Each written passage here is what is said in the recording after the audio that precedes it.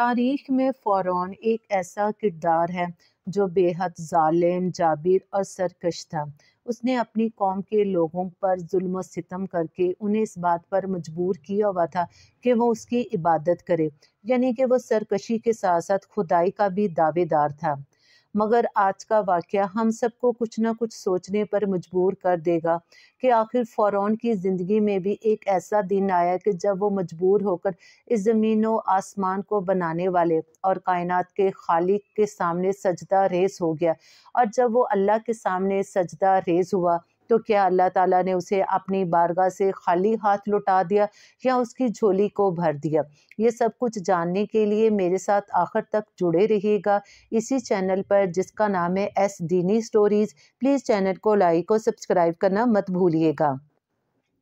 کہا جاتا ہے کہ فرعون نے دریائے نیل کے ذریعے اپنی قوم کو گمراہ کر رکھا تھا۔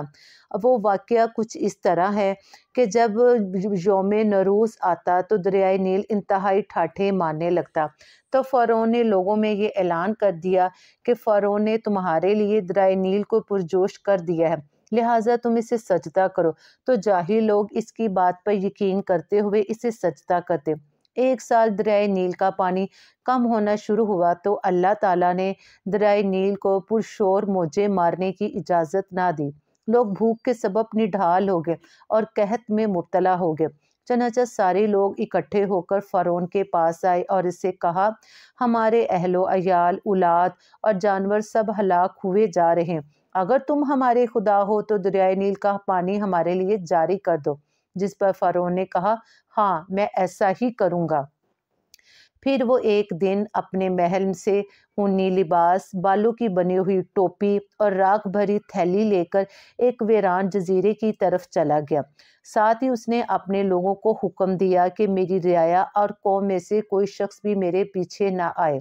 جزیرے میں داخل ہوتے ہی فرعون نے شاہی لباس اور سر کا تاج اتار کر اونی لباس اور بالوں سے بنی ہوئی ٹوپی پہن لی، راکھ زمین پر بکھیر کر اس پر لوٹ پوٹ ہونے لگا اور روتے ہوئے بارگاہ الہی میں سجدہ ریز ہو گیا اور اپنا چہرہ راکھ پر لت پت کرتے ہوئے کہنے لگا، اے میرے مالک و مولی، میں جانتا ہوں کہ تو ہی زمین و آسمان کا مالک اور اولین و آخرین کا معبود ہے، مگر مجھ پر بدبختی غالب آ گئی ہے۔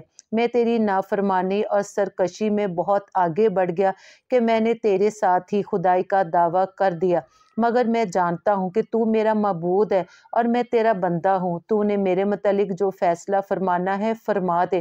اے میرے مولا، اب مجھے میری قوم میں ذلیل و رسوا نہ کر، اور تو ہی سب سے بڑھ کر کرم فرمانے والا ہے۔